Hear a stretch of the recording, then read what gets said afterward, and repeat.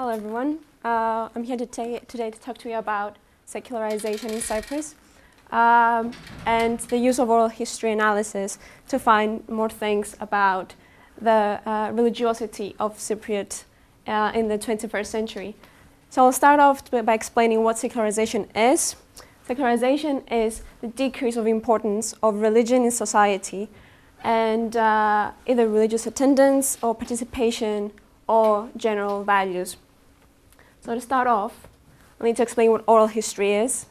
So basically oral history is interviewing people who have experienced the past in order to understand their different attitudes towards different themes, in this case, the place of religion in the Cypriot society. So Paul Thompson has said that oral history challenges the myths of history. So history is not only about textbooks and chronicles, it's also about people. So oral history brings the history back into the community and back to the people themselves.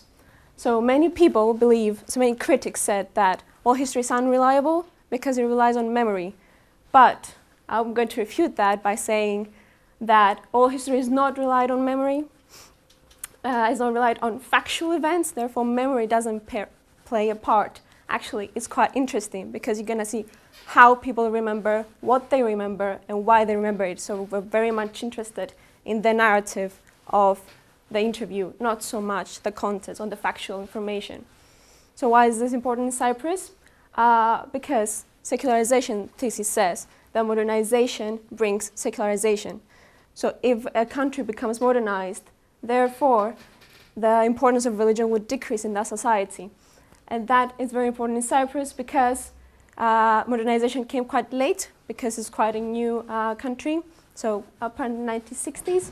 So it's easier to find people to interview from the 1960s than in the 19th century that most Western countries have modernized. So why should we care about Cyprus and secularization? Because one of my interviewees, because I interviewed 10 people during the summer, and one of them said that it is the Cypriots' DNA to be religious. We can clearly see why he said that, because 90% of people said that believe in God, and that 81% say that the importance of religion in their society is too important, while at the same time the European average is only 46. However, the story is much more complicated than that, and that's what I'm trying to bring with oral history, because church attendance is only 8%, and 1/4 of people never attend church, while the Catholic levels of regular church attendance is 43. And why is that? Why is Cyprus so religious still? Well, I believe one of the most important things is tradition and church's power. So basically, the Church of Cyprus had great impact on the lives of people, because during the Ottoman Empire, the Archbishop was also the ethnarch, which is the leader of the nation. So basically, he was the representative and the cultural leader of the nation to the Sultan. And during the Greek War of Independence, we see that there's a poem that's been recited over and over again in Cypriot schools, which says, "Greeks are a race as old as the world, and no one has lived to annihilate it. No one, because God shelters it from up high." So you can clearly see a connection between nationality and religious affiliation. And also during the time of the British Empire, Magarios fought against the British so that Cyprus could be unified with his brothers, the Greeks, in this fight for Enosis. And during the 1960s, when finally the conflict had been decreased, Cyprus became an independent country, and Magarios was voted for president. So basically you had your religious leader also being the secular leader of a government, and he had the place for 17 years. So you can clearly see how important the church is to the Cypriot power.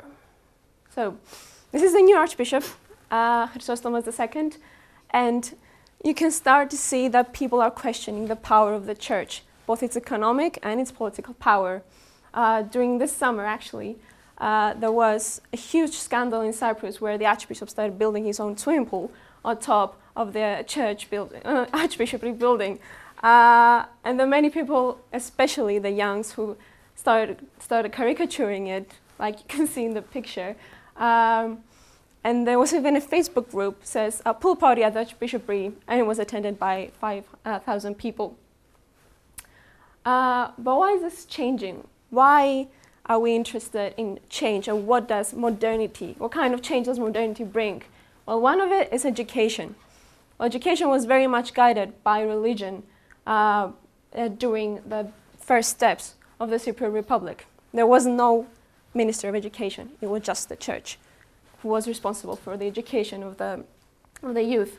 So basically, you still go to church every Christmas and Easter, you're forced to go, and you're very much, as my interviewee said, forced into the direction that Christianity is the right thing to believe. But this has slowly started to change because people in Cyprus start to go abroad to study. One of my interviewees has said that the leaping point of her faith, that she started to become an agnostic instead of a religious person, was when she went abroad and she met people of different religions. And on the right-hand side, you see a very interesting picture of one of my interviewees. I actually described that in an interview. And he said that the more educated you are, you actually might find God instead of losing it. So it really much depends on the person. But we can still see that education has moved away from it being just the field of the church and starts to become more secular. So I'm going to talk about modernity because most people of secularization, most critics say that that's the reason that people become less religious and become more secular by the coming of modernity. So one aspect of modernity is industrialization. So people creating factories and creating a more secular and more urbanized country. So secularization and industrialization creates many problems for the church because firstly, it creates a proletariat, it creates a working class, and a working class in Cyprus is very much against the church because they believe that they're very much associated with the ruling class. This is also the case in the Western countries because many said that in the 19th century when Britain, for example, started to industrialize, many people, many working class people started to move away from the church. Another factor is urbanization. Many of my interviewees said that moving from the village to the city where you're anonymous, they stopped attending church as often or if at all. And the third aspect is technology. Basically, I'm going to quote of my interviewees here because it's very interesting. He said that you can use electricity to, quote, read the Bible during the night, to pray, or, excuse the phrase, put a red light outside a brothel. So it's very much how you use it. It's a double-sided knife. But religious people believe that modernity has actually crumbled the religious feeling in Cyprus because God requires simplicity, while modernity rottens the mind by abandoning what is pure and good, that is God. So the youth culture is very much different from what it was 50 years ago when the church and church-going was very much part of the social interaction of the island. And you can see on the right-hand side a club which actually run on Sundays. So you can really see that not so many of the youth attend church anymore. And one of my religious interviews actually says that this is because of the evolution of society, which creates more passions. And we tend to seek our own interests. So individuality, because religion requires more communal feeling. So I want to also stress the importance of gender, because as one of my interviews said, as a woman, I cannot be religious because no religion challenges equality. No religion, actually, all religions say that a woman should be subordinate to the man, even though the greatest population and the greatest section of society that are religious are actually women. One of my interviews said that this is because of purity. This is because women were required to remain pure. And the only way to be seen as a good woman was to actually go to church and just follow the norm. And she actually very jokingly says that it was their only day out, basically. Let's party, let's go to the church. But this very much changed because of sexual liberation. This might have started in the 60s in Western countries, but actually because of different intercommunal conflict in Cyprus. And basically, because of nationalistic feeling that was created with the creation of the new Republic of Cyprus. This has started to change now, mostly. Feminism has started to step at the front. And you can see more people having premarital affairs and many more divorces. And the last thing I want to talk about is homosexuality, because it really shows how people's perception change and how people's religious feeling has changed, because they no longer follow the values of the church. But this is very, very recent. That's why we need oral history, because in 2006, 75% of people said that they do not approve of homosexuality and they believe that it can be, quote, cured. While in 2014, 53% of people said that they would very much like to see civil partnership agreements between homosexuals. So this is one of my interviews who was 70 years old, and he says that in the past it was considered a taboo and you were ashamed if you had someone in your family who was homosexual. But this gradually started to change again with the evolution of society, because you need to accept the person as he is and not as you want him to be. So to sum up, all history is vital, especially when you're studying late history, because you can see the attitudes and you can see the person behind the statistic. You know its attitudes because you're there to ask him questions that interest you. However, there's still high religious affiliation in Cyprus, and as I said, this is because of the power of the church, the power of tradition, and also an increased nationalistic feeling. But modernity starts to change that because of falling religious adherence, an increase in education that causes that, and also a challenge to the norms of gender and attitudes towards homosexuality. And again, modernity brings that because, quote, as humanity evolves, religions, in my opinion, remain because they are part of tradition and custom, not so much because people are truly religious. Thank you. Thank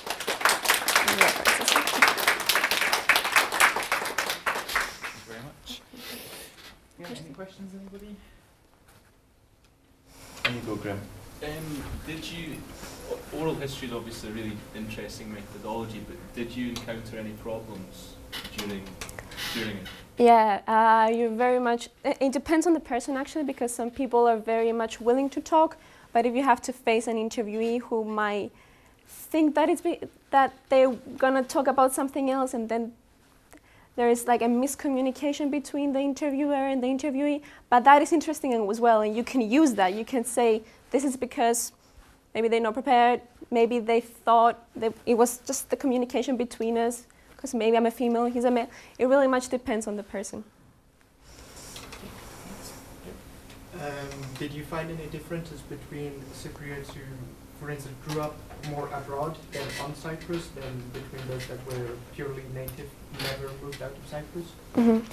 I didn't interview anyone who was actually lived abroad for the most part of his life. I interviewed only 10 people because I wanted to see the narrative instead of the statistic and representation of the society. But I did see that people who studied abroad, they were much more likely to become less religious. Because I even had someone who was religious, was studying mechanical engineering in UCL. So it really much depends how you were brought up and your family background. So, yeah. Anything else? I found it really interesting, sort of drawing the links between sort of, I guess, religiosity, is that the word, and then sort of like the political role that the church had played in sort of forming this Cypriot nationalism. So I'd be interested to see if you think that this sort of trend towards secularization could help maybe sort of like resolve the situation, if we term it that, in North Cyprus, and sort of sort of help bring peace to the island, I guess. Yeah. So I believe that to be so, because the new president has said that we need to stop having connections with our mother countries and just really be Cypriots in order to understand this connection, because religion might divide the two, because there is a difference between Turkish Cypriots and Turkish, not only because of religion but other things. But yeah, if you have a clear understanding of other religions due to education, but also the fact that you're more understanding and more accepting of other religions, that might be able to solve the problem. So thank you for the question. Okay, again, thank you very much.